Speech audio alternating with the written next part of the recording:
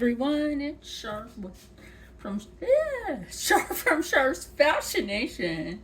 I'm not editing that. Life is life, y'all.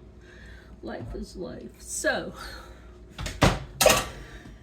as you can see here, I have a head of broccoli. I have some tomatoes. This is beef. Yes, you can put it in frozen. This was in the multi-deal at the Acme, which is also Safeway, which is also Albertsons, which is also Giant. And I think Kroger. It's the same thing. Okay, anyway, and we also got some potatoes. So I'm going to put this in to start cooking. So the first thing I'm going to do is put some extra virgin olive oil spray in there. Get that done. And then this is frozen, not really worried about that because, unless of course I have to take the meat diaper off if there is one. If there is one, I'll just run it underwater. I had this in the fridge. Rob decided to put it in the freezer. Give me a minute.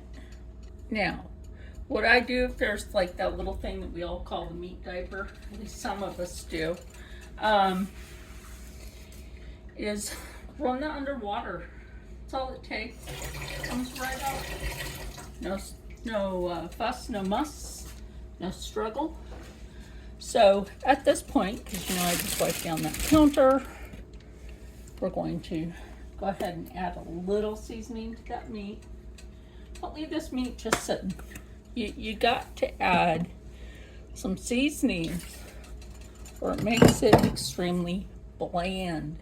Now I thought we still had some minced onion in the refrigerator, but the fellas neglected to let me know that that was all used up. So what I'm going to do is I'm going to add a little water to this. Now primarily anymore I've been using a powdered chicken stock, which I won't be putting in with beef. Now, if I had some beef tallow, I would put that in there. Absolutely. There's this one Asian lady on YouTube that she talks about her carnivore diet, which is great. I love the carnivore diet. I just won't eat butter like she eats. Hey, to each their own. Anyway, while this cooks, I'm going to go ahead and cut up the veg. Okay, so if you hear the helicopters, they actually fly that low over the house as a basic salute to Rob, because that unit wouldn't be here if it wasn't for him. Yeah. So they fly low over the house to kind of give him a thank you. It's kind of cool, right?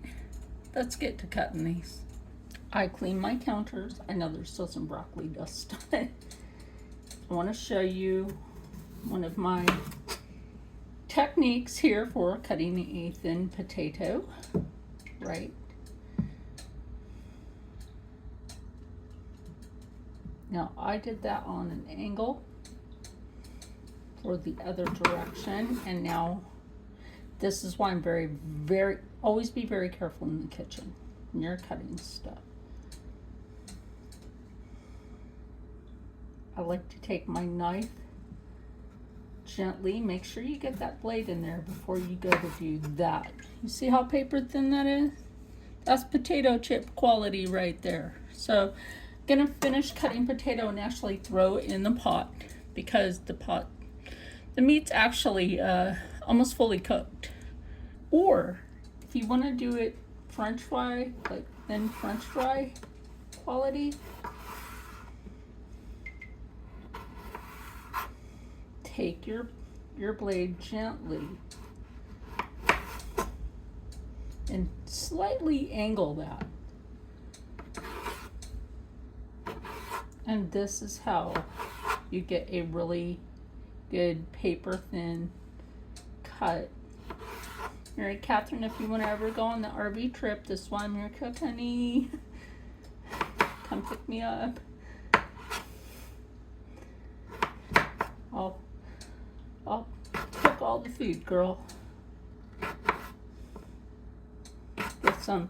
Actually, I like when I lived in North Chicago and I would go into Chicago sometimes, I would stop at this one place and get a Polish with kraut, onion, and it had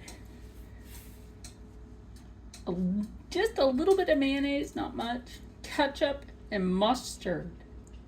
And it had to be stone ground, it can be yellow. And onions and a little bit of like, it was just really good. Mary Catherine knows what I'm talking about.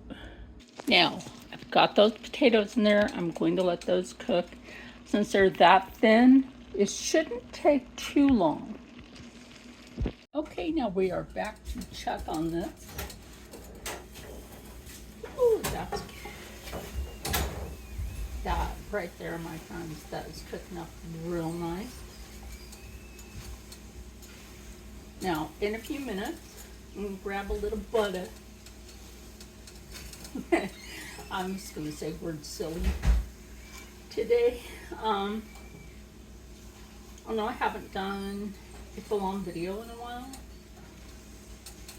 Been dealing with bloody noses, seizure, which I haven't had a seizure in a long ass time. Right? So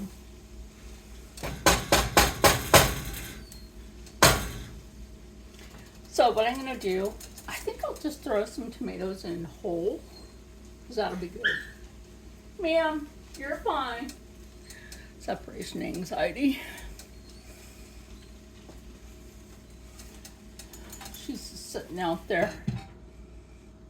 She has a little separation anxiety, but it's alright. She'll be fine. Anyway, I'm going to get that butter. Anyway, so we just want to put a couple of pats of butter in here. That's it, just a couple of pats of butter. A little butter will do you. Don't need a whole lot. You don't need to give yourself. Well, I get unsalted. To be honest, I use the unsalted. That way I'm not all salty and everything. Now we're going to add that broccoli in. Look, that one crown of broccoli, I know I called the head of broccoli, whatever. Do not forget that there's a lot of nutrition in those stems. Did you know that there's a lot of calcium in this? There's a lot of calcium in that. Ma'am, you're really not alone. Anyway.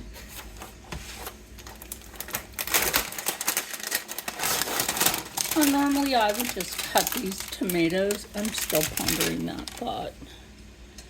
And yeah, I'll do that. We'll be right back. Okay, now the tomatoes are in there. I think that looks really pretty. So I'm going to stir this up real quick. I will add some balsamic glaze into this because I think that will give it a lovely, lovely flavor. And we'll let the potatoes and the broccoli finish cooking. I think that broccoli has a beautiful green to it. And remember, you don't have to cook your broccoli all the way. Remember, I do wash. You see me pick something up and put it back in there. It's because my surfaces are always cleaned. And my balsamic glaze always makes a weird noise. Well, I should say the balsamic glaze that I purchased. So remember, Aldi. If you have Aldi, maybe you can find this online. I'm not sure. I am going to, however, put a little bit of fresh ground pepper in this. I'm going to put those tomatoes back in the fridge. Now, I did not use that whole thing of tomatoes. I used like maybe, that glass bowl that I had the broccoli in. Yeah. Just filled that bowl up. That's about it. We got that in there. Got a lot of tomatoes left, people. put these, like, you can either put them back in the fridge that way, or you can actually vacuum seal. If you have a vacuum sealer, I'm going to add a little more water to that. And we'll be back when this is done in plate. Because you know I might show it to you beforehand. And we're back. Actually, I am going to show it to you. So, you know, I told you I might. Ooh, that's done. Oh yeah, that's done cooking. It smells so good. I wish I would have had some onion to put in this, but that's all right. That's all right. So this, you can either plate it or you can put it in a bowl. I think tonight, for a less mess thing again, we might go for bowls. Okay, well, it's almost time for Rob to go get his daughter. So, maybe a bowl on the go, sir.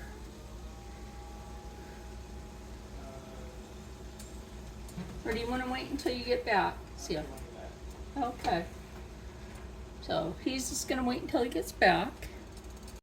So, now that we're out here, Rob will eat his after he gets back from dropping off his daughter at her mom, so. Good. That fresh broccoli. Now that is good flavor. And this is on a budget, healthy, and it might help you stay happy, stay healthy, stay positive, and as always, stay blessed. Gonna eat the rest, and I'll see you in the next one. Bye. Oh, how do you like it? I like it.